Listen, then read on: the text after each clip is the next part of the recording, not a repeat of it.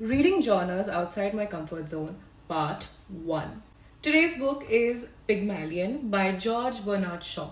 Now, Pygmalion is a play. So this is my new genre that I've selected and I'm super excited. So Pygmalion is a play that most of us have either studied in school, college, or have seen the movie version of it, which is My Fair Lady, where Audrey Hepburn plays the role of the protagonist. The storyline for Pygmalion is interesting to say the least.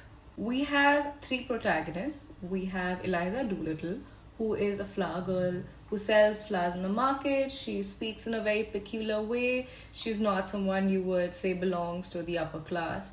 We have Higgins, and then we have Pickering.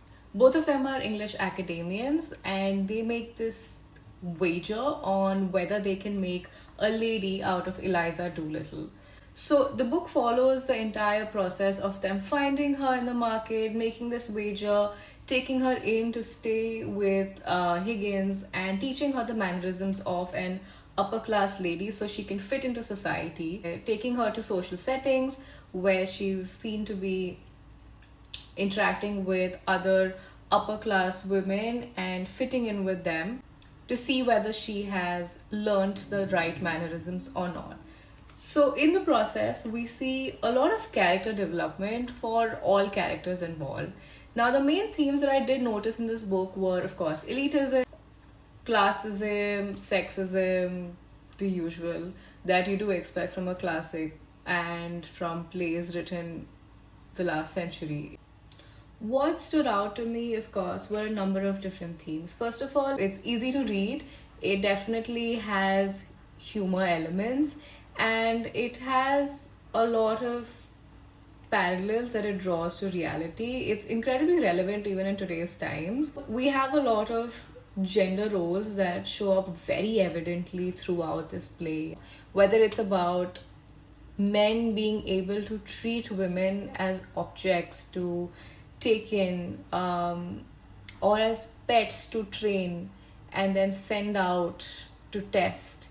It's very disturbing on some levels, but again, I kept thinking about how it's been written in the last century. But even to think about the fact that just 100 years ago, this is the kind of social setting that was prevalent even in the most advanced of societies. It's a little weird reading this. Was towards the end when Eliza Doolittle is, known to be, she's finally a lady and she has all these mannerisms and the sophistication of upper class woman, and she can finally start her own business. What happens? Eliza is completely the beautiful lady that they wanted her to be. Her entire mannerisms have changed, the way she speaks has changed. You can clearly see that in the book. Even the way that she enunciates certain words have changed. Now, at the end, despite all of this, here's where we see a lot of difference in the characters. She settles down and she does have her own business. She's treated with respect. She gets everything she wanted out of life.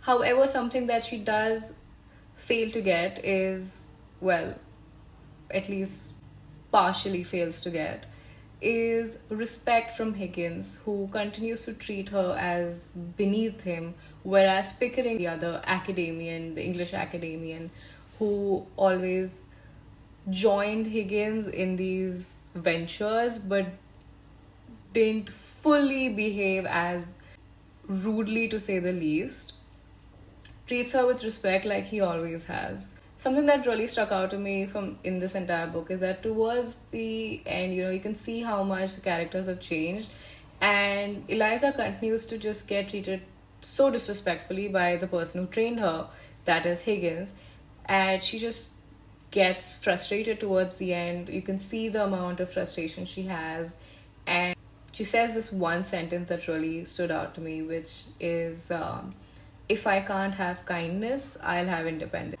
Anyway, this was my quick review of Pygmalion by George Bernard Shaw. It was published in 1913. It is a beautiful play. So this was my first new genre for this series. And if you like this, hit me up, let me know what genre I should cover next, and leave a comment below on your thoughts if you've read this book.